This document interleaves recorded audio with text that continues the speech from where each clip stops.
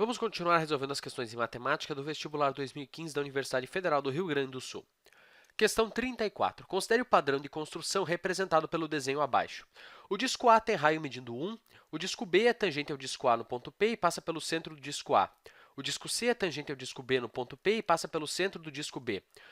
O disco D é tangente ao disco C no ponto P e passa pelo centro do disco C. O processo de construção dos discos é repetido infinitamente. Considerando a sucessão infinita de discos, a soma das áreas dos discos é... Então, vamos ver o que nós temos aqui. Eu vou usar as palavras círculo e disco de forma indistinta aqui, certo? Então, nós temos o círculo A, que tem um raio medindo 1. Então, se aqui está o centro do círculo A, do centro até esse ponto P, a distância é de 1 unidade. O raio mede 1. Agora, nós temos esse círculo B, que é tangente ao círculo A aqui no ponto P. Então, eles têm esse ponto em comum. E o círculo B passa aqui pelo centro do círculo A. Então, observe que esse círculo B tem como diâmetro uma unidade, certo? O que antes era raio do disco A se torna diâmetro do disco B. Certo? Então, vamos fazer aqui uma tabela até para ficar mais claro. Nós temos aqui os discos A, B, C, D. Vamos colocar aqui o diâmetro, o raio e aqui vamos colocar a área. Lembre-se que a área de um círculo é sempre π vezes o raio ao quadrado. Então, o diâmetro do círculo A é 2 unidades, é o dobro do raio. O raio é 1 e a área é π vezes raio ao quadrado, então π vezes o raio é π. Agora, vamos ver no círculo B. Bom, o diâmetro dele é o que era o raio do disco A, certo? Toda essa distância aqui é o diâmetro do círculo B. Então, o diâmetro dele é 1 e, portanto, o raio só pode ser 1/2, certo? Então, o raio, que seria a distância do centro do círculo B até o ponto P, é 1/2, é a metade do diâmetro. Agora, nós fazemos essa construção mais uma vez. Nós temos agora um círculo C que é tangente ao B no ponto P, então eles têm o ponto P em comum. E acontece a mesma coisa. O que antes era o raio do círculo B se torna o diâmetro do círculo C.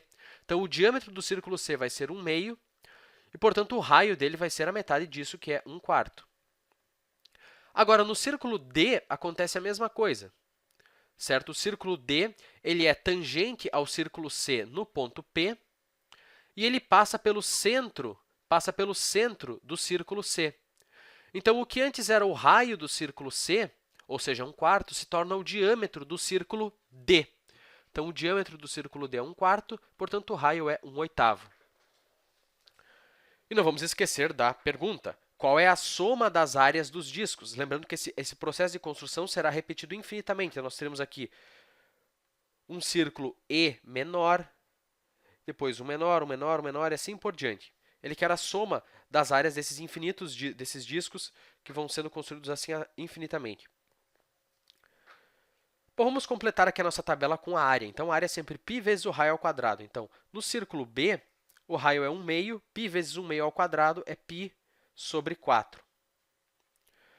No círculo C, o raio é 1/4, então π vezes 1/4 ao quadrado é π sobre 16. No círculo D é 1/8, então π vezes raio ao quadrado é π sobre 64. Então, essas áreas aqui, na verdade, formam uma progressão geométrica, certo? Nós temos uma progressão geométrica.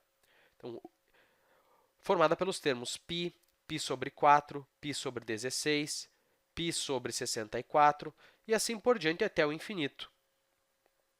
E é uma progressão geométrica de razão 1/4, certo? Porque cada termo é o anterior vezes 1/4, certo? Eu pego π, multiplico por 1/4, tenho π sobre 4, multiplico por 1/4, tenho π sobre 16, e assim por diante. Certo? Porque, veja, a cada círculo, o raio cai pela metade. E como a área é o raio ao quadrado, a área vai cair por 1/4, vai ser 25% ou 1/4 da área anterior. Então, a razão dessa progressão geométrica é 1/4. A questão quer a soma dessa progressão geométrica, ou seja, a soma das áreas dos infinitos discos.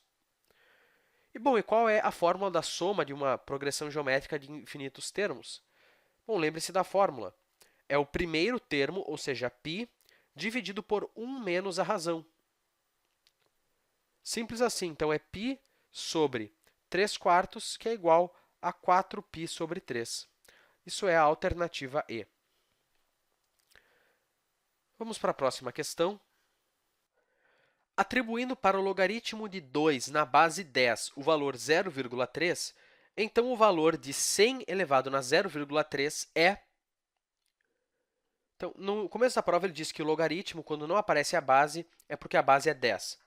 Então, ele nos diz, é para considerar que o logaritmo de 2 na base 10 é igual a 0,3. Com base nisso, ele quer saber o valor de 100 elevado na 0,3.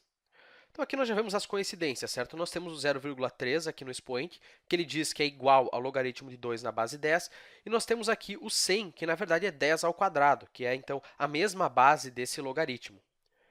Então, nós já estamos ligando os pontos, certo? Então, vamos escrever aqui o 100 já como 10 ao quadrado. Então, nós temos 10 ao quadrado elevado na 0,3.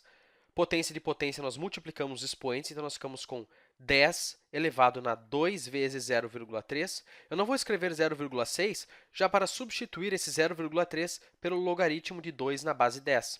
Então, isso vai ser igual a 10 na 2 vezes o logaritmo de 2 na base 10. Isso é o 0,3, certo? Isso vai ser, então, igual a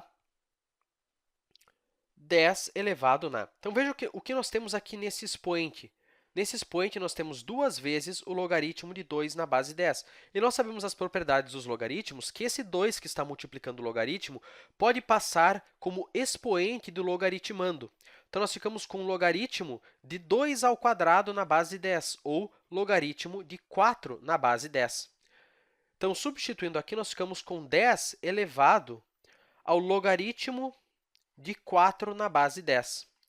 E isso só pode ser igual a 4, certo? Porque eu tenho 10 elevado no logaritmo de 4 na base 10. O logaritmo de 4 na base 10, por definição, é o expoente a que eu tenho que elevar o 10 para chegar no 4. Então, 10 elevado nesse expoente só pode ser 4. Alternativa B é a resposta. Existem outras manipulações que você pode fazer para chegar no mesmo resultado, certo? É uma questão de usar as propriedades em ordens diferentes. Vamos para a próxima questão. O número n de peixes em um lago pode ser estimado utilizando a função n, definida por n de t igual a 500 vezes 1,02 na t, em que t é o tempo medido em meses. Pode-se, então, estimar que a população de peixes no lago, a cada mês, cresce 0,2%, cresce 2%, cresce 20%, decresce 2% ou decresce 20%. Aqui não é lado, é lago, certo? Então, se você está com seus conhecimentos sobre crescimento exponencial bem afiados, você imediatamente vai reconhecer que a resposta é a alternativa B, certo? Você vai lembrar, o 500 é a população inicial, estou multiplicando por 1,02 a cada período de tempo. Multiplicar por 1,02 significa crescer 2%. Como o tempo é em meses, então é 2% a cada mês. Ok, mas vamos passo a passo. Há várias formas de fazer essa questão. Uma delas é comparar com uma fórmula geral de crescimento exponencial.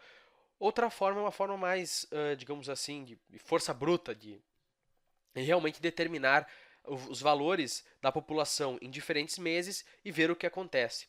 Então, vamos começar com a população inicial, que é o n no tempo zero.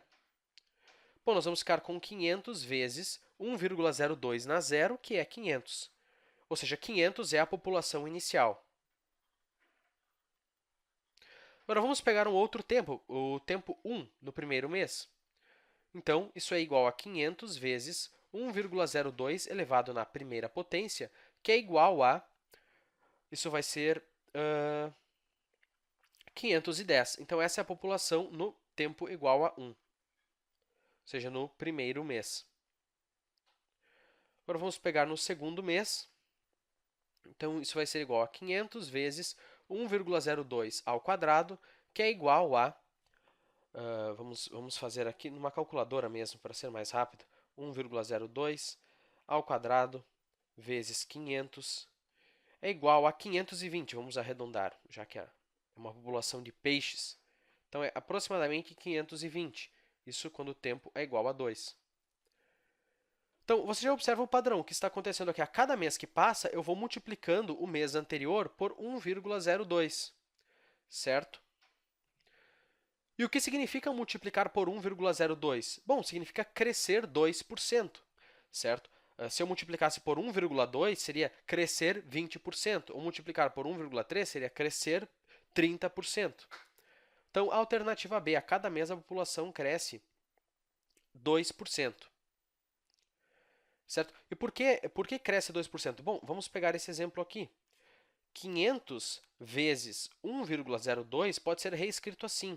500 vezes 1,02 é 1 mais 0,02, certo? Só estou reescrevendo o 1,02 e isso é igual a, distribuindo 500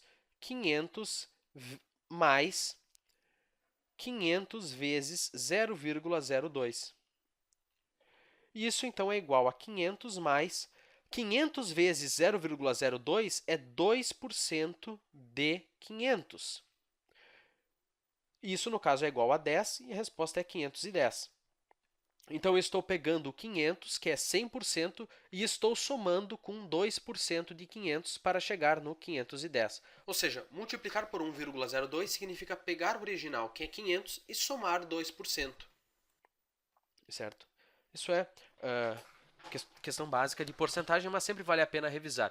E lembrando, se fosse para decrescer 2%, nós teríamos a fórmula assim, 500 vezes 0,98 na t. Certo? Por que 0,98? Porque é o 100% menos 2%, que vai nos dar 98%, que é 0,98.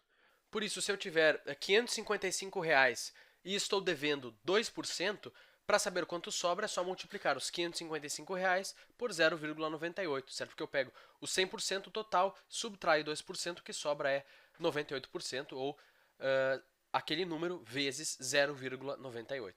Da mesma forma, decrescer 20% significa multiplicar por 0,8. Então, a fórmula, se fosse decrescer 20%, seria 500 vezes 0,8 na t. Certo? Porque é o 100% menos o 20%, que dá 80%, 0,8. E sempre cuidar com a pegadinha, certo? Duplicar significa aumentar 100%. Então, se eu tenho um número, vamos pegar mesmo o 500, e eu duplico, isso significa que eu estou aumentando 100%. Se eu triplico, significa que eu estou aumentando 200%. Certo? Então, isso várias vezes aparece em alguns vestibulares. Tal número vai aumentar 100%. E às vezes as pessoas se confundem. Aumentar 100% significa multiplicar por 2. Duplicar. Mas, enfim, isso é só uma revisão. Espero que eu não tenha confundido mais ainda as coisas. Acho que essa questão nós podemos deixar para o próximo vídeo. Nosso tempo já está meio esgotado.